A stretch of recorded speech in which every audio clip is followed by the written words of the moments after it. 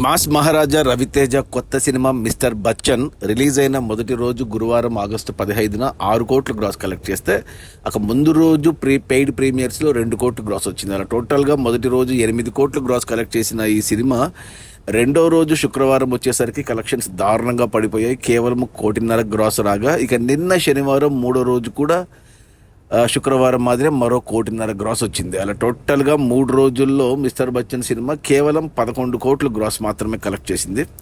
ఇక అందులో థియేటర్ల రెంట్లు, గవర్నమెంట్ ట్యాక్సులు, ఖర్చులన్నీ పోను డిస్ట్రిబ్యూటర్ షేర్ వచ్చేసి 7 కోట్లు ఉంది. ఈ సినిమాని డిస్ట్రిబ్యూటర్లు 31 కోట్లకు కొంటే 7 కోట్లు వెనక్కి వచ్చాయి 3 రోజుల్లో. మరో 24 కోట్ల షేర్ వెనక్కి వస్తేనే సినిమా హిట్ అవుతుంది బాక్సాఫీస్ దగ్గర కమర్షియల్గా.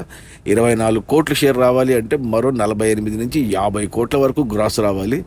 ఇక సినిమాకు వచ్చిన టాక్ రివ్యూస్ని బట్టి చూస్తే అది కష్టమే. కాంపిటీషన్లో డబుల్ స్మార్ట్ ఉంది, ఆయ్ సినిమా ఉంది, తంగలాన్ ఉంది, ఇక హిందీ నుంచి స్త్రీ 2, ఖేల్ ఖేల్ మే అండ్ వేద, ఇలా 7 సినిమాలు పోటీ పడ్డాయి. సో సినిమాకి టాక్ పాజిటివ్గా వచ్చింటే కలెక్షన్స్ పెరిగేవి, కానీ చాలా నెగిటివ్ టాక్ వచ్చింది అండ్ రివ్యూస్ కూడా బ్యాడ్గా వచ్చాయి. అండ్ సినిమాని ట్రిమ్ చేశారు. శుక్రవారం నుంచి 13 నిమిషాలు నిడివి తగ్గించారు. మరి ఇక ఈరోజు ఆదివారం, ఇక ఈరోజే ఏమన్నా కలెక్షన్స్ ఉంటే లేదా నిన్న మాదిరే 1.5-2 కోట్ల గ్రాస్ రావచ్చు. ఇక అంతే.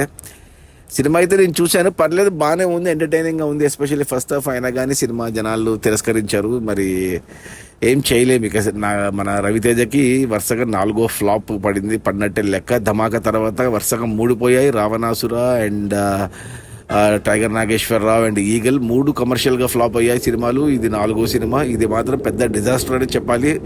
డైరెక్టర్ హరీష్ శంకర్ కూడా చాలా కాన్ఫిడెంట్గా కనపడ్డాడు ప్రమోషన్స్లో. హరీష్ శంకర్ హీరోయిన్ని బాగా ప్రమోట్ చేశారు. అన్ని రకాల జాగ్రత్తలు తీసుకున్న సినిమా దెబ్బేసింది. అది మన మాస్ మహారాజా రవితేజ కొత్త సినిమా మిస్టర్ బచ్చన్. రిలీజ్ అయిన మొదటి 3 రోజుల్లో ప్రీమియర్స్తో కలిపి 11 కోట్ల గ్రాసు. అందులో డిస్ట్రిబ్యూటర్ షేర్ వచ్చేసి 7 కోట్లు. సినిమాని డిస్ట్రిబ్యూటర్లు 31 కోట్లకు కొంటే 7 కోట్లు వెనక్కి వచ్చే మరో 24 కోట్లు షేర్ రావాలి సినిమా హిట్ అవ్వడానికి. 24 కోట్లు షేర్ రావాలి అంటే 48 కోట్లు గ్రాస్ రావాలి. కష్టమే. సినిమా కమర్షియల్గా డిజాస్టర్. Okay, bye.